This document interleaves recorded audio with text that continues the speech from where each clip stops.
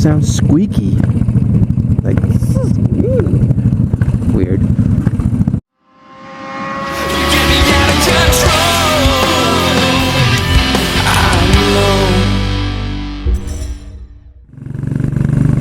Hey guys, SUBMOTO here. So we've got a couple of problems on our on Mrs. SUBMOTO's bike. I've got her with me on the SR250, and I got a couple of problems on this bike as well. Nothing critical, but nevertheless something that we need to get checked. And what it is on the SR250, whenever she rides for like longer distances, her idle speed goes crazy up, like real high. And you know, initially we thought maybe there might be a vacuum leak, but we checked it all with ether and carburetor fluid spray, and it seems to be pretty airtight, so that's probably not it. So what I'm thinking is that after changing the Megaton, or mounting the Megaton muffler to her bike, that may have increased the airflow, and maybe she has more of a lean condition at some points in her mixture. So what we're going to do now is we're going to put her bike on a dyno. We're not going to rejet it. I'm just going to put it on a dyno and get it measured and see how well it runs, what the mixture looks like. So that's first. Actually, this is the first time I've ever tried it, and I'm actually kind of excited to see what it's going to be like. Usually it's kind of expensive, but we found this place out here, and they're supposed to be pretty cheap and good. So we'll see if that works. And so this is the SR250's day to run on a dyno. I need to do it on this bike as well, and just check the mixture. Actually, I may ask a professional to rejet it this time, because I think I've done my best, the best I can do anyway. Oh yeah, and my bike is doing some weird stuff. It runs okay, it feels okay, but there is kind of like, I kind of hear like this squeaky kind of sound in the engine, like at this, you know, while it's running, like kind of like it's hard to explain, but like metal sound, like not like rattling, clanking sound, but more like a squeaky kind of I don't know, hard to explain. And that got me, and maybe it's just my imagination, but what it is that it kind of got me to want to check my oil. And here's the weird part. This bike takes 2.3 liters of oil, right?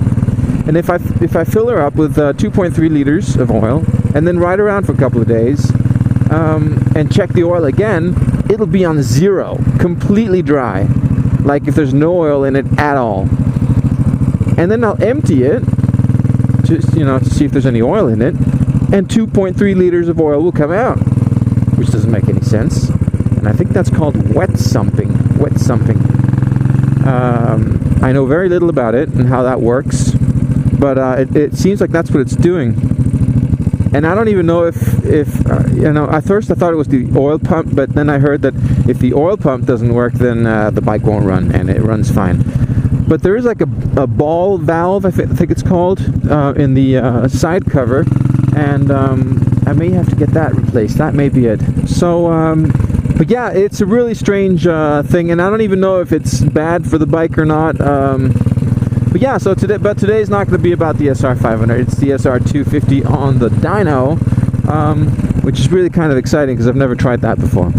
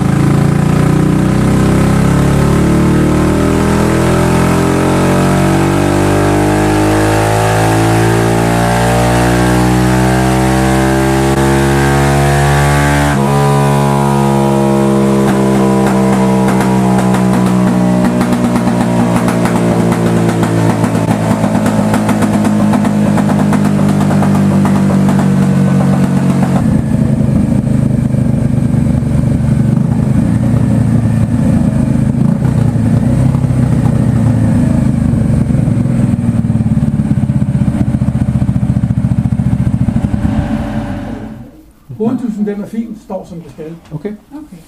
Så det skal I ikke røre ved. Det er jo den, man er mest bange for.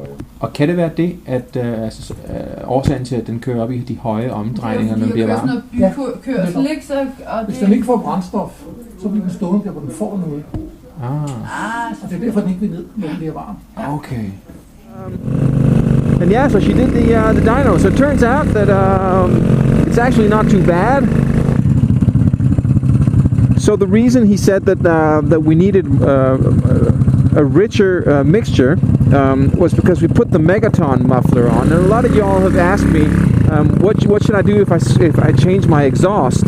Do I need to rejet it? And yeah, you do actually, and that's exactly what it was. So he said that because of that, we actually have more of a lean mixture, and that's why he suggested raising the needle and turning the what's it called, fuel screw.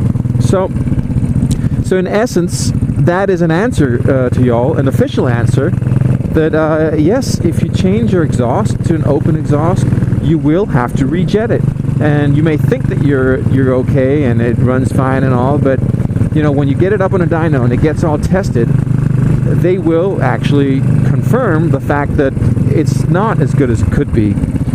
And so that makes sense, makes absolute sense.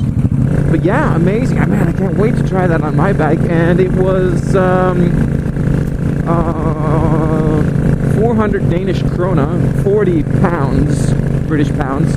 I don't know what 40 pounds is in dollars, but I'm guessing it's probably going to be around between $60 and $80. So not too bad. And that was just for a quick dyno test, which is the cheapest we've found so far. And it's in outer Copenhagen area, a place called Stenløse, and the place is called Lydmuren, sound barrier would be in Danish. So yeah, so if you're in the neighborhood, it seems like that guy is pretty knowledgeable. So yeah, exciting. I've always wanted to try that, and I guess pretty soon. Oh yeah, and I booked a date for my bike too, so he can test the mixture on my bike and see how well it runs, how well I did on my rejetting, because I rejetted this bike myself, and I feel like it runs okay. But he's going to be able to test it and tell me, hey, you know, you should do this and that and this and that, and that's awesome. That's really cool. It's like studying for your test and then taking the test, see how well I do. But it was fun. So that was pretty much all I have for you guys today. I hope you enjoyed that as much as I did. And remember to subscribe and ride, and I'll catch you all later. Bye bye.